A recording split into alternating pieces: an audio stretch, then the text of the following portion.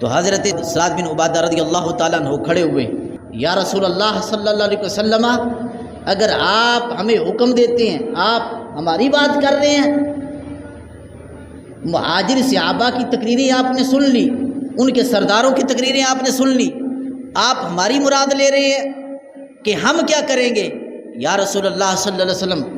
میں قبیلہ خزرج کا سردار ہونے کی حیثیت سے میں یہ اعلان کر رہا ہوں، لو امرتنا ان نحیدها البحر لاخذناها،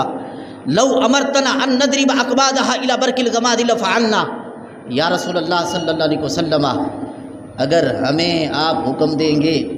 کہ ہم اپنی سواریوں کو دریاؤں میں ڈالیں تو ہم اپنی سواریوں کو دریاؤں میں ڈال دیں گے۔ لو امرتنا ان نضرب اقبادها الى برك الغماد لفعلنا۔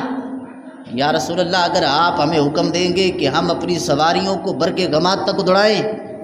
تو یا رسول اللہ صلی اللہ علیہ وسلم، یہ غلام پیچھے نہیں ہٹنے والے، بلکہ یہ غلام اپنی سواریوں کو دنیا کے آخری کونے تک دوڑاتے چلے جائیں گے۔